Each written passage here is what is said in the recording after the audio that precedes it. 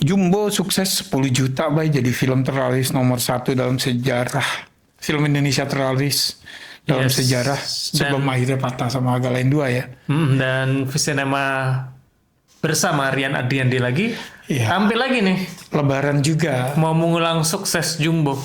dengan film keluarga Nawila. Selamat datang di dunia Nawila. Di Gang Rembangan, aku punya 3 teman. Farida, Ngomongin film bersama Bayu dan Edoy. Nawila dari buku Slice of Life-nya Reda Gaudiamo. Iya, dia mungkin kayak ini ya, menceritakan kisah Dia waktu masih kecil di Surabaya. Yang setnya tahun 60-an ya. 60-an. Oke, nah jadi karena sebetulnya cerita Nawila tuh kan nggak langsung buku ya, tapi dari blog kemudian dikumpulin jadi buku gitu loh. Oh gitu ya. Nah jadi itu yang diadaptasi di film ini. Gue terus terang baru tahu ada Nawila itu setelah Rian Adriandi follow up, Pengumuman ya? follow up jumbonya dia. Jadi Iya. gue nggak familiar sekali sama Nawila.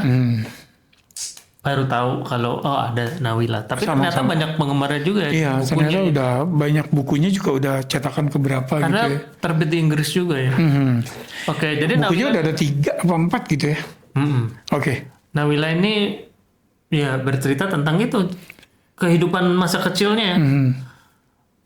Si Nawila film ini benar-benar ya seperti itu gitu. Oke. Jadi bercerita tentang si Nawila ini yang tinggal bersama ibunya Karena bapaknya kerja jauh ya. yang dipanggil emak. Bapaknya jarang pulang karena dia berlayar. Jadi pulang sekali-sekali. Tapi pada saat dia pulang itu ya berkesan lah buat Nawila. Cuman ada satu adegan yang lucu karena pada saat dia pulang terus Nawila, Om siapa?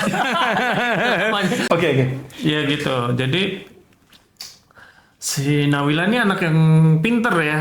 Jadi emang dia anak yang curious dan pintar, Imajinatif juga. imajinatif. Nah, dia tinggal di salah satu gang di Surabaya, Gang Kerembangan. Di situ dia punya teman itu, beberapa teman ya. Ada Dul, ada Bud, sama ada Farida. Farida rumahnya pas di depannya dia. Yang ironisnya nggak bisa ngomong R. Dan si Farida ini dia anak bungsu dari kakak-kakaknya banyak banget. Oke. Jadi dia nggak pernah dicariin. Jadi kalau dia hilang tuh orang juga Kocak lo gitu nih. masih nggak ada. Jadi punya sisteman gitu. Kayak Kevin di Home Alone ya. Kalau si Dul nih anak yang hiperaktif dia, pokoknya aktif banget kemana-mana gitu. Kalau si Bud nggak tahu di situ kayak ya sebetulnya dia yang paling lemah, terus yang ingusan terus kayak yang paling lemah lah di grup. Oke. Nah, ya jadi ini benar-benar pas gue nonton ya benar-benar cerita aja kayak mereka hari ini gini, besoknya gini.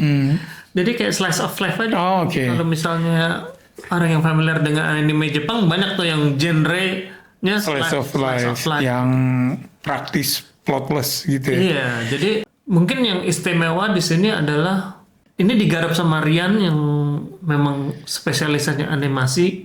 Jadi gambarnya itu dibuat ngejreng ya dan penuh ini. Jadi banyak animasinya. Oh iya, jadi kalau nggak salah kan dia ingin menampilkan film Nawila ini dari sudut pandang Nawila gitu, dari sudut pandang anak yang umur 5-6 tahun. Gini loh cara dia ngeliat dunia, gini loh cara kayak gue dulu masih kecil juga kan punya imaginary friend ya, gitu loh. Kayaknya tiap anak juga punya, terus yang kayak ngebayangin apa gitu. Gue kayaknya ngeliat apa kotak korek api aja tuh di kepala gue langsung wah gitu, ngeliat boneka aja tuh yang wah imajinasi kemana-mana. Nah itu yang berusaha digambarin sama Rian di sini ya.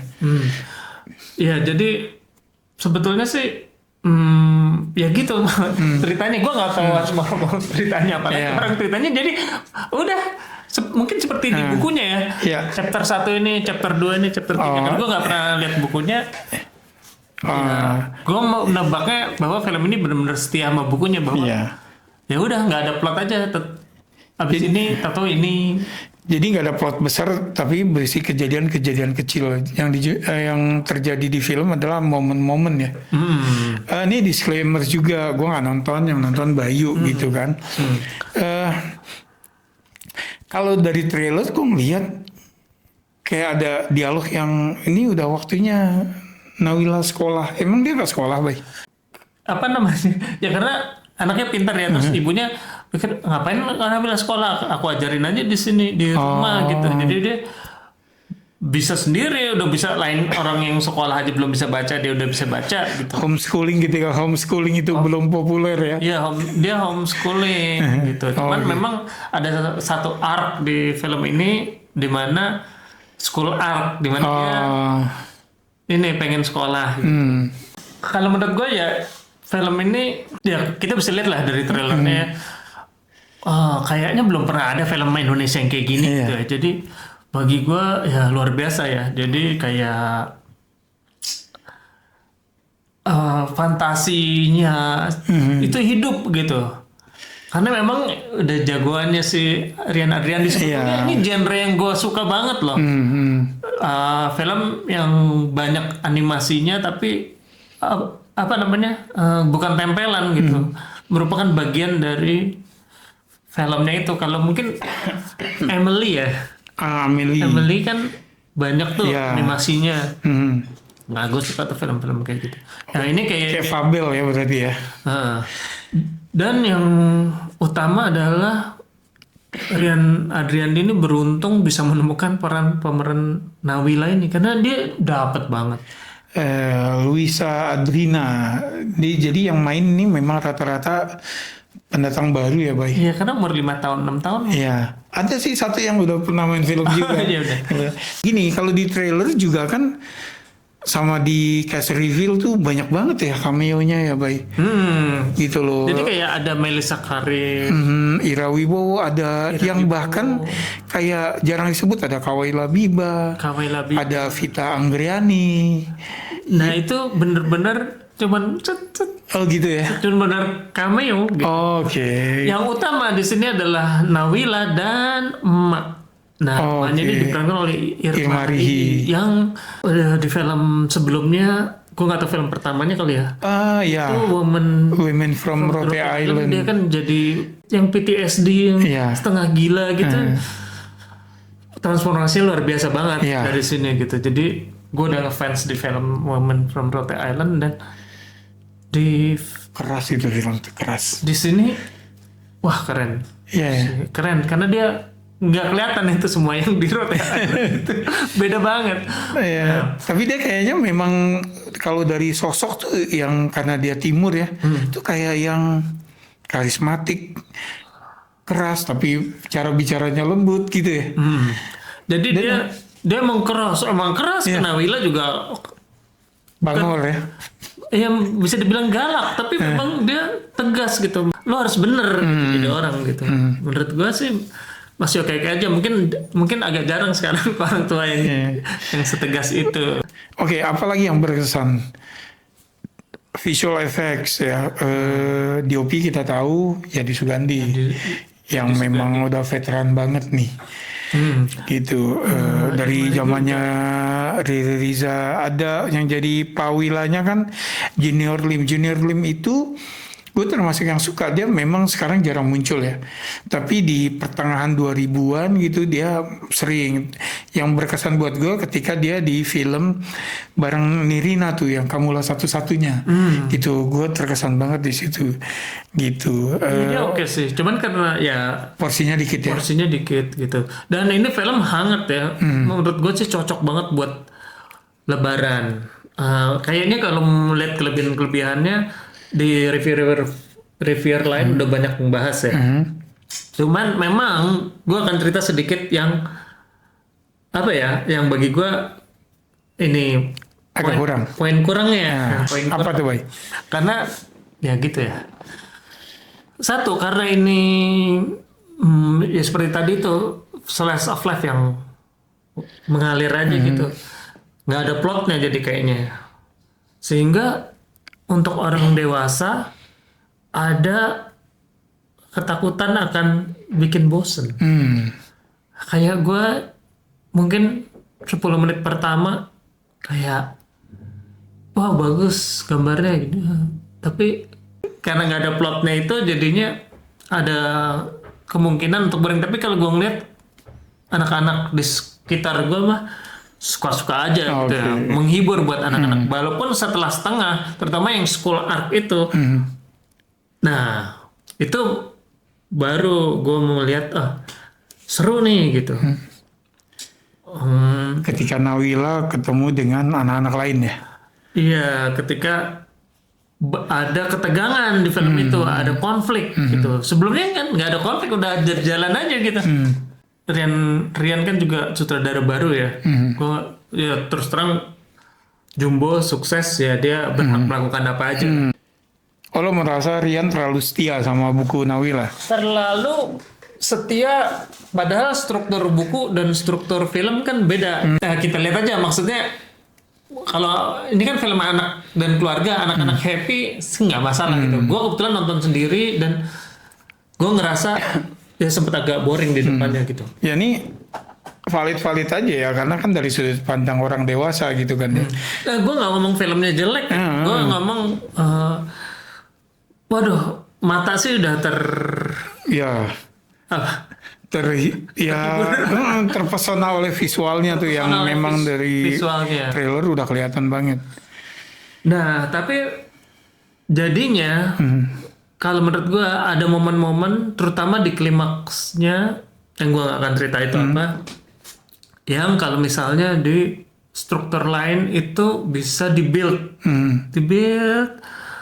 sehingga pada saat puncaknya yang mestinya emosional itu pecah dengan shot-shot yang udah disiapkan. Gimana sih shot adegan klimaks nih kayak golden scene yang harusnya pasti di setiap film tuh dimeetingin gimana cara take-nya supaya spesial.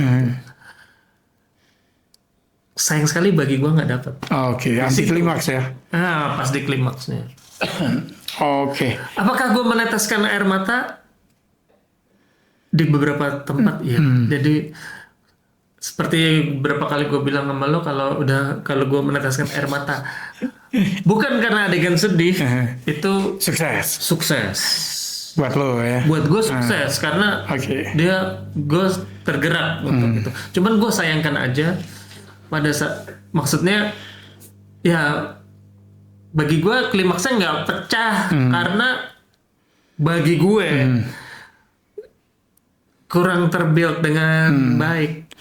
Oke, jadi adaptasi ahli wahana ya dari wahana sebelumnya, entah dari buku, dari TV, dari artikel gitu ya, dari komik, itu memang ketika dialih wahanakan ke film, ada menurut lo ya, ada baiknya memakai struktur film gitu kan ya, yang ada main plot gitu kan. Cuman ya gue nggak menyalahkan Rian untuk memilih itu bukunya, karena mungkin ya bagi penggemar bukunya. Contohnya ini film Ghibli lah, Howl's Moving Castle, yang kebetulan gue baca dulu bukunya sebelum gue nonton filmnya. Pada saat gue nonton filmnya, karena gue udah suka sama bukunya, kok beda banget gitu. Nah, bagi penggemar bukunya kan mungkin Rian juga pengennya dia setia dong. Penggemar bukunya pasti suka nih sama filmnya gitu. Cuman kalau yang belum baca bukunya Howl's Moving Castle ya misalnya, nggak ada yang bilang jelek sama sekali. Nggak ada yang bilang jelek. Gue termasuk yang nggak baca bukunya. Iya, pasti. Oke. Gitulah kira-kira. Oke, jadi itu masalah pilihan kreatif ya, yang nggak mungkin menyenangkan semua orang. Gitu. Jadi ya dari apa yang ada kan, kalau tadi wah mestinya kayak gini, sebetulnya bisa kayak gini, itu kan yang nggak ada kan ya. Nah, dari apa yang ada, skor gimana? Skor gue kasih 8/10. Oke.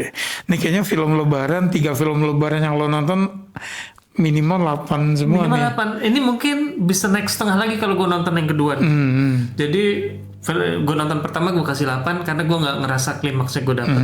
Tapi apakah dengan gue nonton kedua berbeda? Mungkin aja. Dengan penonton keluarga gitu kan, karena sebetulnya penonton di sekitar kita juga bawa vibe yang mempengaruhi kenikmatan nonton, sama seperti kalau nonton Ipar Adalah Maut, Iya, yang nonton ibu-ibu sendiri, teriak ya. gitu.